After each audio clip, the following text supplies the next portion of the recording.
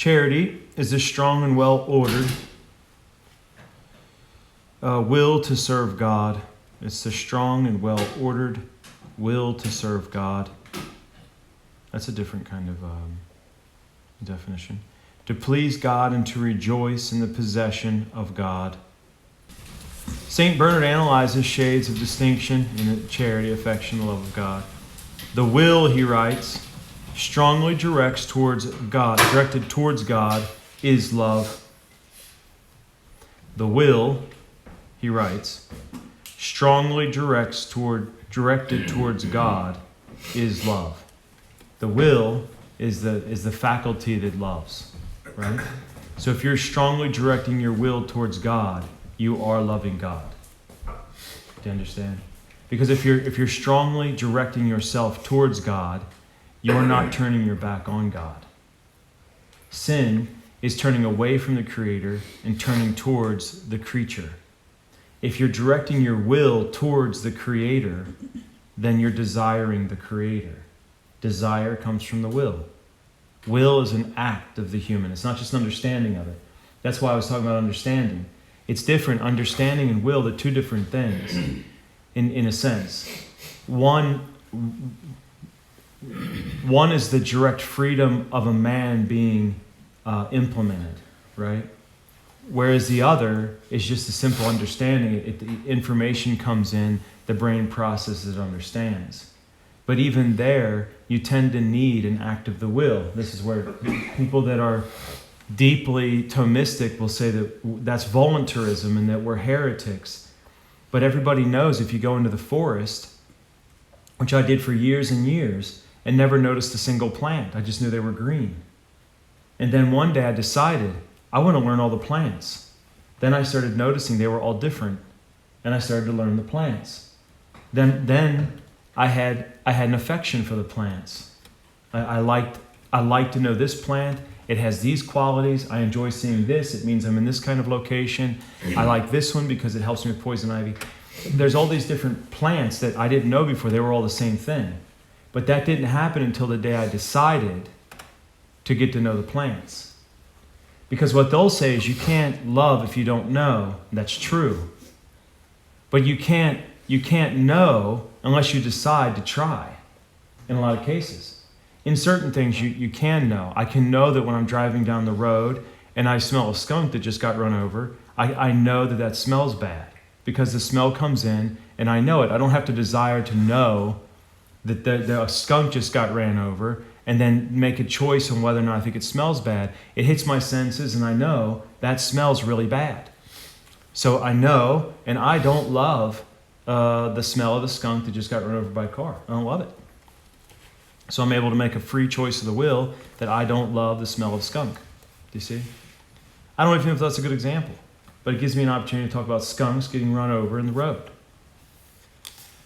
So here, the will strongly directed towards God. Strongly is also an action. It's an effort of the individual, a free individual, to do what? To direct their will, the faculty that can love, towards God, who is love, which means it is an act of love, not because he's love, but because the desire to direct it towards the Creator is an act of love. Do you see? And that's why when we pray, even if we don't understand, the prayer is to be focused on the loving God. Because you can love God. Like you're praying the Psalms in Latin, you don't really understand what you're saying sometimes. Even if you're praying them in English, there's times your mind just zones out or the translation's so weird you can't figure out what they're saying anyways. But it's not necessarily, you know that the Psalms are good because God wrote them. At least there's inspiration. And then we know by praying them and offering them to God, strongly directing our will towards God, it's an act of love and worship towards God. Okay, now we got it. So the will, strongly directed towards God, is love. That is love of God. Nourished by grace, because we can't do anything good without the grace of God. And so it's nourished by grace. It is affection. Once it clings to and delights in God. Do you see that? So once we develop the habitual desire to incline our will towards God, it becomes affection, that clinging and delight in God, and that is charity. Do you see? Now, do we understand charity? So those are kind of sensations, right? It's not necessarily a sensation. When someone's heart's burning for God, they might be in utter pain. Yeah. So it's something you can't really understand. It's on a mystical level. It's not just like, I like flowers and butterflies, and today I love God. Yeah. That's what the simple-minded who are flaky, they'll do that. Yeah. Because today they love God, but tomorrow they're upset, so now they're really mad at God. That's just kind of that butterflies and bunnies. You know, their whole spirituality is butterflies and bunnies. Yeah. Happiness, true happiness, can only be found in that which is good. So the more good a thing is, the more drawn the soul should be to that happiness. God is all good. And there's no darkness or there's nothing in Him that can be found that isn't good, because He's all goodness. Everything else that comes from God lacks some goodness because it's not perfect. God is all perfect goodness. So, but because we have the fall of concupiscence and are ignorant, we'll oftentimes seek through sensuality, the distortion of our passions. We'll seek through things that we can actually touch and feel and see, instead of the delight in a God that we can't touch, that we can't see, that when I talk to, I don't hear anything. Do you see? And so the effective prayer part comes from cultivating. Even when we talk about affective prayer, we're talking about cultivating that desire for God. So that maybe I shouldn't confuse the terms. We cultivate the desire to God, for God, to grow the affective, the affect of our prayer. The affect of our prayer, this is why we do meditations, is because you meditate on some of God's goodness. That spurs up love in your heart.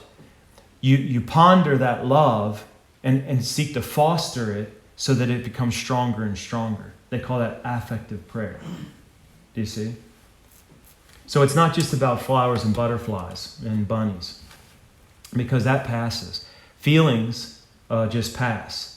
But a fixed will on something that's good, even when you feel absolutely miserable, can lighten your heart to complete peace. So there's no contradiction with being miserable and being at peace. Because you can be in a concentration camp and you're not happy about the thing, because they're beating you, they won't give you any food, they're killing everybody all around you. It's a horrible experience, right? You're not happy about being in the concentration camp, but you can be at complete peace in the concentration camp because of that habitual fixing of one's heart, that is their desire, on God. And by continually doing that, which is love, it grows that affection for God, right? Same thing with married people. After a while, you don't like your wife anymore. But because you have that desire to love and honor your wife because of God, you're able to develop that affection for this individual that has a fallen human nature, has lost the beauty, has whatever else, but you have that affection for them because it's a fixed act directed towards goodness. And that happiness is in God, not in the individual. But you can also have affection with different powers of your soul and your body. You could have affection in the concupiscible appetites, where it's sensible, that's kind of lowest. But you can also have affection in irascible, the desire to know and things. But you can have an affection higher. I think that's what this is talking about. The affections of the heart, the affections of the will, right? Yeah. We're not talking about the lower base. We're talking about the higher spiritual. Yeah, because we're dealing with the pinnacle of, the supernatural. So you fixing your heart, fixing your desire, fixing your will on the supernatural is completely above and beyond the natural. So it doesn't have to do with feelings, because in the end you're going to get upset anyways, because you almost think sometimes there's no reciprocation, because you're desiring something on a base level and you don't get it back. That means you want constant consolation. on a base level. But God doesn't give it, because if he wants to perfect you, you have to go through a dark night. And people turn back from it because that's what they want. They want the base, sentimental consolations. They don't want the deeper consolation that God can give of peace, even in torment. There might still be love in it, because they're still it's just confused because they don't understand. But the great majority, you're right. That's the point of spirituality today, is making sure that the focus is on God, not on self. Because if it's on God, you're willing to face anything. If it's on you, you're not willing to face anything. And you get mad at God, and eventually you blaspheme because God doesn't love you. God doesn't hear you. God doesn't this or that. That's all blasphemy. And you'll do that because you didn't get what you want, because you're a little baby. And that's what it is. You're a spiritual baby. And that's where most people are. And that's why the spiritual writers say, or the spiritual theologians say, the great majority. That's not a small number. The great majority will turn back when they get into a dark night, because they want control of everything that's going on. They won't follow God down that road. They'll just stop and turn back. There you go. The great majority. That doesn't mean, and we all think, oh, that's not us, that's all everybody else. No, the great majority. So it's going to, it's probably, you take a majority of people, you take the great of out, and then you got a couple people left over. They might make it through. That's kind of the way it goes. So, all right, we continue. For 3 reasons should we love God above all things. Firstly, because he's good. And not merely that, but because he is goodness itself, and the source of whatever goodness may be found outside of him. And because his goodness is such that nothing more good exists or can be conceived of. If whatever is good is to be loved in proportion to its goodness, he who is the supreme and infinite good should be loved. Where, if possible, to an infinite degree as his dignity deserves. Secondly, because he first loved us, 1 John 4:10, and more ardently than we can ever love ourselves. See that? God even loves us more than ourselves. He, the infinite God, whose very nature is love, for God is charity. That's why if anybody says, God doesn't love me, or God doesn't, if they say that, it's blasphemy. People don't realize, people really don't know. You have good Christians who just get mad and have a temper tantrum. They're blaspheming. And they don't really even know they're blaspheming. Do you see? You think it's only shaking your hand at God. You see the guy in the picture when his mule's being taken away, down in the catechism pictures and all. He's shaking his fist at God. It's blasphemy, right? As though God could do something wrong. You do that because God did something wrong. Can God do something wrong? It's impossible. It's just not possible for God to do something wrong. Just like it's not possible for love not to love. His essence is love, and we would say that he doesn't love. How do you do that? It just absolutely doesn't make sense.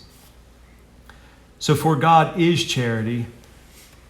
He loves us, poor, lowly, and miserable though we be. And even from eternity before ever we existed or could possibly love him in return, he has loved us.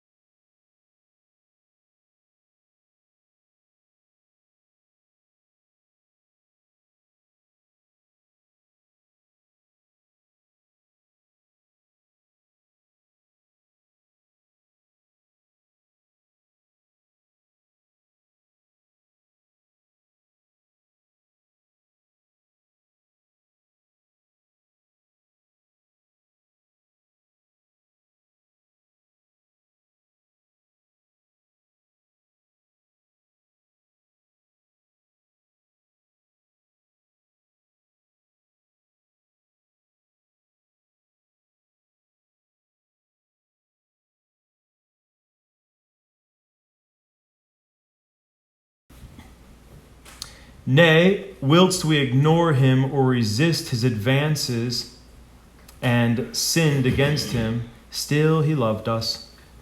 It is right then that we in our turn should love him, now with our whole being, mind, and strength. Lastly, we should love God on account of what his love has led him to do for us. Not with affection only has his love been satisfied, but he has proved it effectively by his benefits. Action, says St. Gregory in one of his sermons, is the proof of love. You hear that? Action is the proof of love. But I shall have occasion later to speak of the benefit of God, so I shall not delay upon them now. Actions to love would be like works to faith. Is that kind of right? Well, they're talking about God here. They're talking about God here with actions to love, but it also applies to us. That's the thing, is God created us. And since the point of being created by somebody, the Creator leaves a stamp on what he creates. And so there's so much about the way we think and the way God created that all points back to him, right? So if his action is his love, and what he's going to get to later, he's going to be talking about the crucifixion, I presume, because, I mean, the whole, they call it the history of salvation. It's just God constantly reaching out to men and men rejecting God, right? But of course, men are rejecting God because they put blame on God, blasphemy. But he never gave up, just kept going until finally came himself, and then men killed him. Do you see? And then still we try to blame him for stuff. That's what they're talking about. Action is the proof of love. But so for us too, action's the proof of love. So what's the proof that we're supposed to give? What's the action that we're supposed to do? Nowadays, it's go feed the poor. Yeah, feeding the poor is good. That is good. But we'll do that on a natural level, not a supernatural level. Right? So the whole action that we have to have as our proof of love for God is a sanctification of our life. That's the proof of love to God. Sanctification of life. Practice and being steeped in the virtues and living a life of love for God. That's it. Everything else comes from that. That's why somebody goes and feeds the poor. They go feed the poor because of the love of God. Your love of God is in proportion of your love of neighbor. That's the definition that the spiritual theologians give. The will to do good, even where power to do so or the opportunity is lacking, the will carries its meed of merit, even though no good is done. A poor man may be anxious to help a fellow sufferer, but poverty prevents him. And a rich man may be on the lookout for a beggar and fail to meet one. In both cases, the will is reputed for the deed. But where both opportunities and means are at hand, but not availed of, it is evidently the good will that is lacking. Right action, where possible, is the test of will, and its emptiness is proved by inaction. Nowadays, good Catholics, a lot of good traditional Catholics, they hate to see that they believe themselves oftentimes to be just way above the rest. So what happens is they will, when there's a time for charity, they'll talk themselves out of it. But the reason they won't, the inaction that they'll have, because there is no charity in some of these individuals, they just want to be considered a really good Catholic. But it's really easy to be considered a good Catholic when everyone around you is just kind of wallowing in the mire. But what will happen for the good Catholics, the ones that are more active Catholics, that are inactive when it comes to the proving ground of charity, they won't just throw it off. They'll make excuses for it to justify why they're right still. I don't have to give because of this, and this. They always come up with these things. I don't know where my money's going. I don't know what's happening here.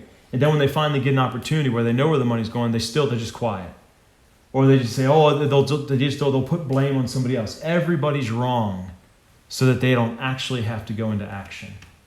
You see? That's the problem with today, is you see it everywhere. The elite Catholics fall in multiple cases. They fall into the proven, their charity is proven by inactivity.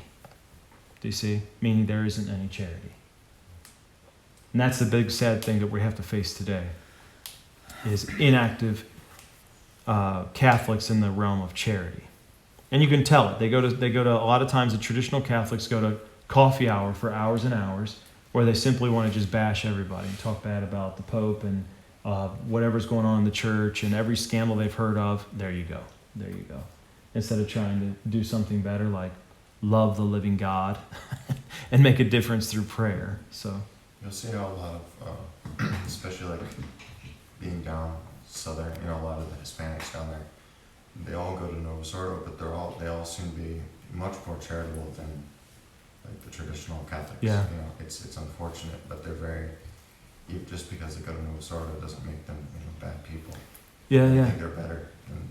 And what you find, who you find to make really good traditional Catholics, is the ones that have been in Novus Ordo their whole life, because they know that they've just found something really good. But the ones that are normally get kind of enmeshed in it, not all of them, but the ones that kind of get enmeshed in it, there's a culture in the traditional parishes now, and it's a very insular culture, and those insular cultures, they have a lot to be desired when it comes to authentic Catholicism. They call themselves traditional, but that's why I don't like to use the word anymore, because it really just means kind of problematic individuals that go to a good mass. And they're not all that way, obviously, but the charity, you don't see it. You don't get money out of a lot of these places, and that's not true. You do get out of some, but a lot of these places, they're not going to give you anything. Why? Because they're there for them.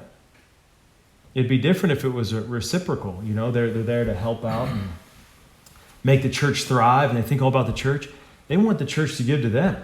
But that's the unfortunate thing about the new generations coming up, starting really with the millennials, probably with the Gen Xers, I'm not sure, but I know with the millennials it's a big problem, because it's a culture that understands, and not all millennials are this way, obviously, but it's a culture that understands that they're to be taken care of.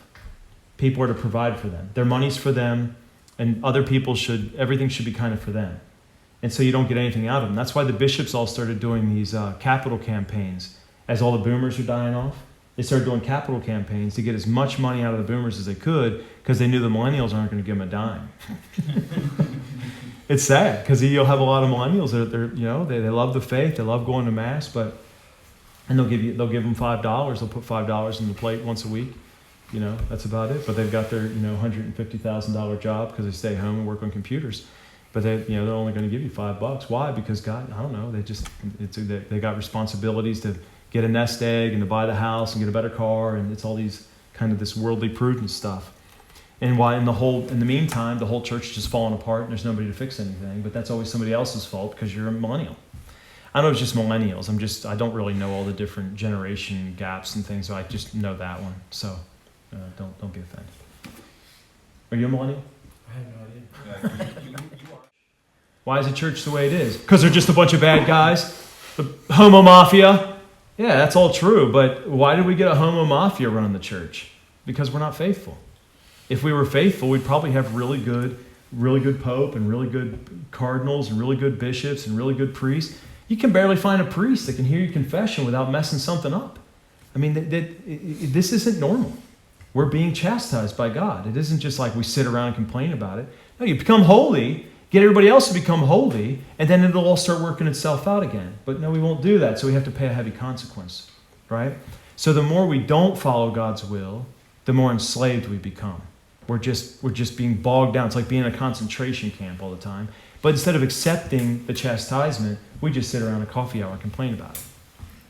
Not the friars, we don't have coffee hour, but the traditional parishes where they have 6-hour coffee hour on Saturdays and they can't go do something holy because they have to sit around drinking coffee complaining about the homo mafia. So, does that make sense? Yeah. Anything else?